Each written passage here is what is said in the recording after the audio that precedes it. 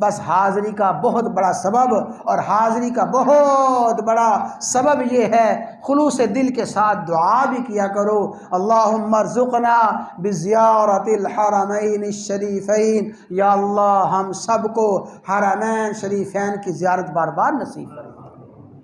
دعا بھی کرتے رہیں، دعا کے ساتھ ساتھ اس کے لیے کوشش بھی کرتے رہیں۔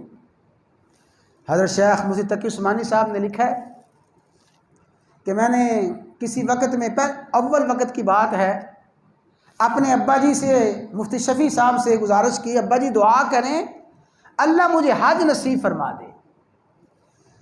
تو والد صاحب نے کہا کہ تو حج کرنا ہی نہیں چاہتا۔ نہیں ابا جی میری بڑی خواہش ہے کہ حج کے لیے چلا جاؤں۔ تو میں نہیں، تو حج نہیں کرنا چاہتا۔ 2-3 مرتبہ ایسا ہوا اور میں تو حج کرنا ہی نہیں چاہتا۔ تو ابا جی آپ کیا فرمانا چاہتے ہیں؟ فرمایا اگر حج کرنا چاہتے ہو اس کے لیے کچھ تیاری کر رہے ہو، کوئی اسباب، کوئی ہیلا وسیلہ تیاری کر رہے ہو؟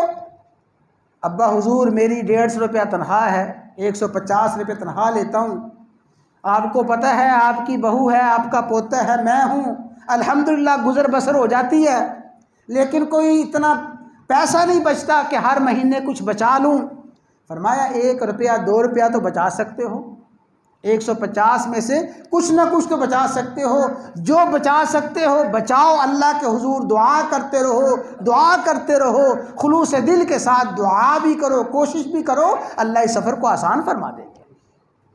اور آپ نے اکثر احباب نے پڑھا ہوگا اسی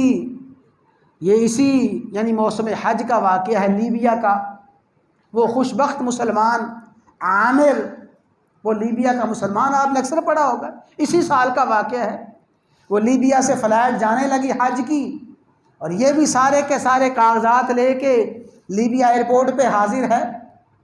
اس کا کاغذات میں کوئی غلطی نکل آئی، کوئی کاغذی غلطی نکل آئی، تو انتظامیہ نے کہا کہ تو سفر نہیں کر سکتا۔ اس نے بڑی منت سماجت کی، اس کو جہاز سے اتار دیا گیا اور سفر نہ کرنے دیا گیا۔ جو ہی جہاز نے تھوڑا سا سفر کیا، ایسی فنی خرابی ہوئی کہ جہاز واپس ایئرپورٹ پہ آ اترا۔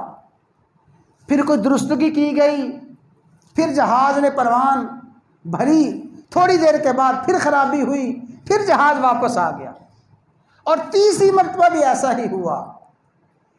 پھر اللہ نے اس پائلٹ کے دل میں ڈالا، اس نے کہا کہ میں اس وقت تک سفر نہیں کروں گا جب تک یہ شخص جس کو اتار دیا گیا ہے اس کو سوار نہیں کیا جائے گا، جہاز نہیں اڑاؤں گا۔ اس کو مجبوراً جہاز پہ بٹھایا گیا، جو ہی جہاز پہ بیٹھا جہاز نے پروان بھری اور جدہ پہنچ گیا۔